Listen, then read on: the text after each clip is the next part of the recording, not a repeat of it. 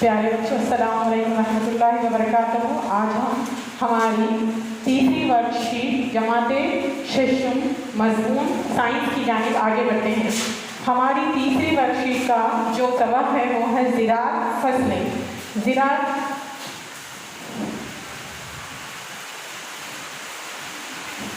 आपने लफ्ज़ ज़िराअत तो सुना ही होगा बच्चों। ज़िराअत में ज़मीन को मुसत्तह करने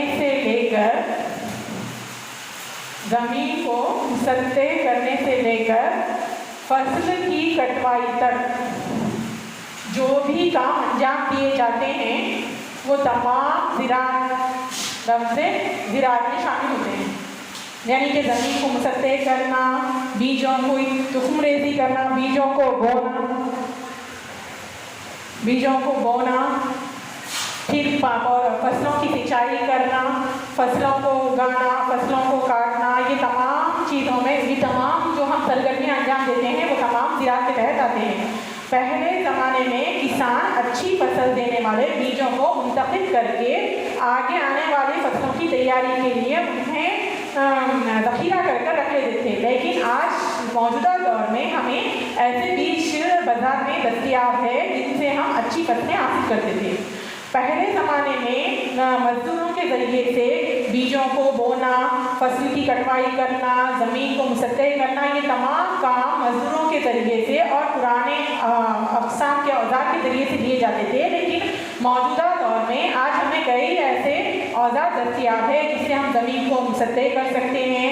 तुख़्म रेज़ी मशीन मौजूद है जिसके ज़रिए से हम बीज को बो सकते हैं और फसल की कटवाई करने के लिए भी आपको मुख्तलिफ़ अक़साम के जदीद किस्म के आलात मुहैया है जिससे हम फसलों की कटवाई कर सकते हैं। तो अब हम देखेंगे कि ऐसी फसलें जिनको कम पानी में भी उगाया जा सकता है। चंद ऐसी फसलें जैसे कि कपास, मकई,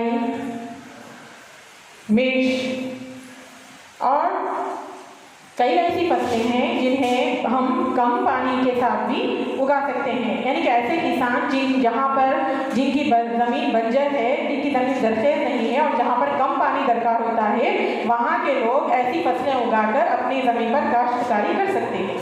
आजकल किसान ज़्यादा अच्छी फसल हासिल करने के लिए बहुत सारे कीमियाई अद्वियात का छिड़काव कर रहे हैं, जिसकी वजह से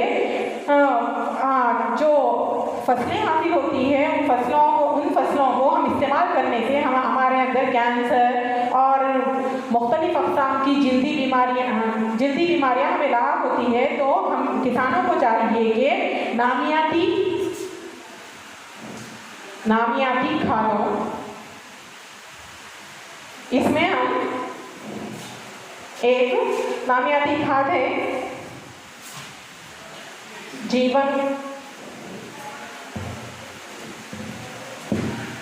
जीवामृत, पंचगाविया,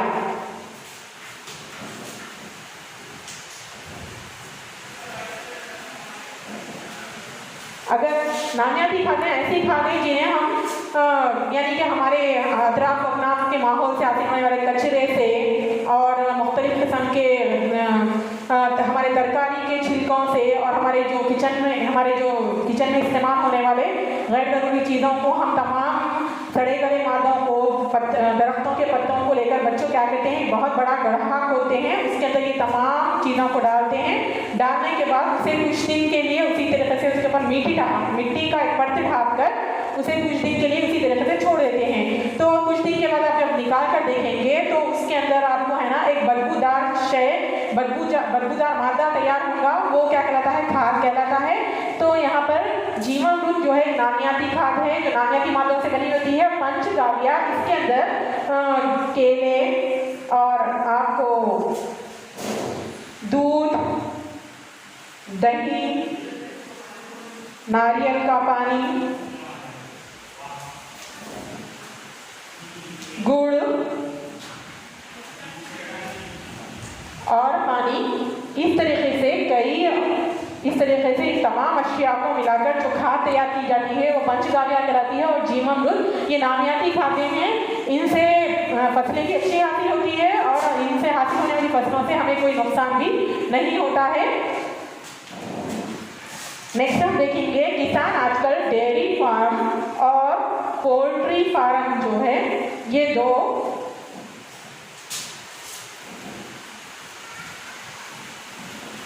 के जानिब ज़्यादा रुझानात यानी ज़्यादा तवज्जो दे रहे हैं। डेयरी फार्म यानी कि वो जगह जहाँ पर बहुत सारे भैंसों को बांधकर वहाँ से दूध हासिल होता है।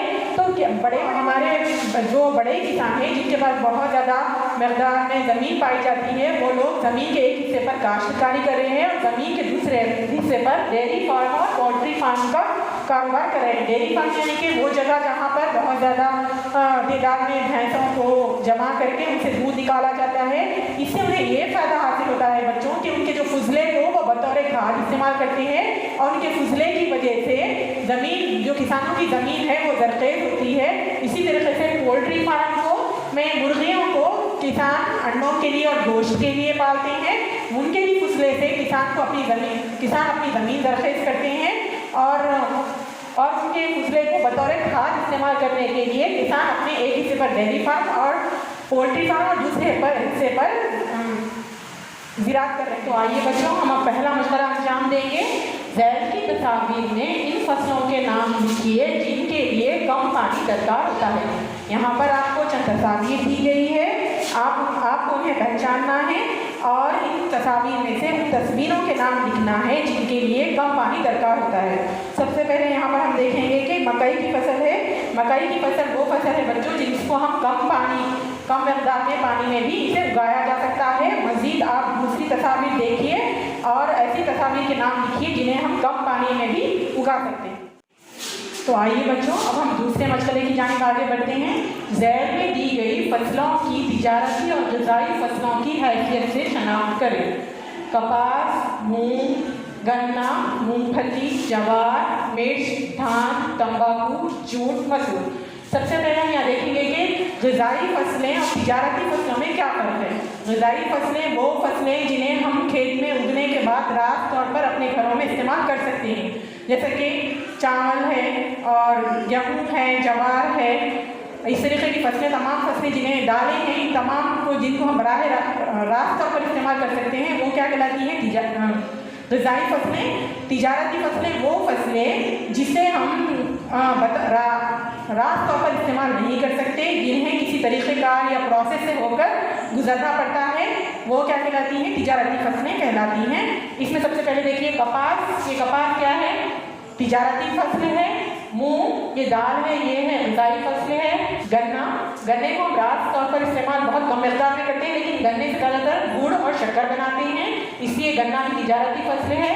मूंगफली रात तौर पर खाते हैं लेकिन कम मकदार में खाते हैं। मूंगफली से हम आमतौर पर ज़्यादा मकदार में तेल निकाल कर इस्तेमाल करते हैं, इसलिए ये भी एक तिजारती फसलें। इसी तरीके से नीचे दी गई फसलों में आप तिजारती फसल और ग़िज़ाई फसल की निशानदेही कर इसे अलग-अलग लिखिए। आइए अब हम मशवरा नंबर 3 की जानिब आगे बढ़ते हैं। नीचे दी गई तस्वीर का मुशाहिदा करते हुए किसानों की इन सरगर्मियों में दिलचस्पी की वजूहात लिखिए। आपको नीचे जो तस्वीर दी गई है, एक में आप देख सकते हैं कि बहुत सारी मुर्गियाँ हैं और दूसरे में बहुत सारी भैंसें बांधी हुई है। पहली तस्वीर जो है वो एक पोल्ट्री फार्म की तस्वीर है। किसान वहाँ पर बहुत सारी मुर्गियों को पालते हैं, उसे वहाँ पर मुर्गियों को गोश्त और अंडे हासिल करने के लिए वो पालते हैं। और इसके साथ साथ हम अभी बढ़े के उनके फुजले से ज़मीन ज़रख़ेज़ होती है, उनके फुजले को बतौर खाद भी इस्तेमाल करने के लिए, इसी तरीके से भैंसों के फुजले को भी बतौर खाद इस्तेमाल करने के लिए किसान इन सरगर्मियों में दिलचस्पी ले रहे हैं।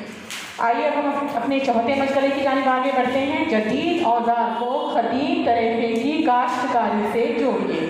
यहाँ पर आपको तस्वीर दी गई है कि पहले ज़माने में किस तरीके से फसलों की काश्त की जाती थी, किस तरीके से फसलों को बोया जाता था, और अब जदीद तरीक़ेकार में किस तरीके से फसलों को बोया जा रहा है, काटा जा रहा है, किस तरीके से ज़मीन की सफाई की जा रही है।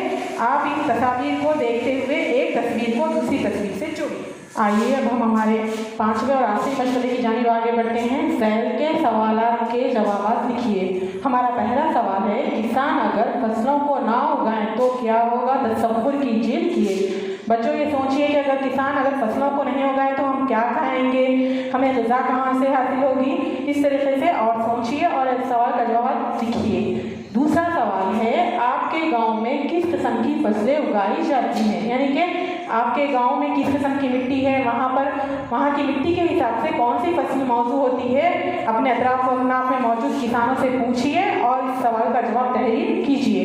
हमारा तीसरा सवाल है, काश्तकारी में अगर बहुत ज़्यादा मकदार में कीमियाई खाद और हशरात का इस्तेमाल किए जाएँ तो क्या नुकसान होंगे, लिखिए। यानी कि हम अभी पढ़ेंगे, अगर किसान बहुत ज़्यादा मकदार में कीमियाई खाद इस्तेमाल करते हैं और जो कीड़ों को मारने वाली अद्वियात, कीड़ों को मारने वाली दवाएं इस्तेमाल करते हैं तो वो ना सिर्फ हमारे लिए नुकसानदा होती है बल्कि वो जो फसलों में मौजूद जो प्रोटीन, जो कार्बोहाइड्रेट की मकदार है वो उससे वो भी ख़त्म हो जाती है और उससे इंसानों को ऐसी फसलें इस्तेमाल करने की वजह से इंसानों को मुख्तलिफ अक़साम की बीमारियाँ लाहक होती है। हमारा आखिरी सवाल है, किसानों की सख्त मेहनत की सराहना में 2 जुमले लिखिए। आप लोग सोचना है कि किसान हमारे लिए कितनी ज़्यादा मेहनत करते हैं, ज़मीन को मुसद्दे करते हैं, उसमें हल चलाते हैं, हमारे लिए फसलें उगाते हैं। इनकी सराहना करते हुए, इनकी तारीफ़ करते हुए आपको इनकी तारीफ़ में 2 जुमले लिखना है।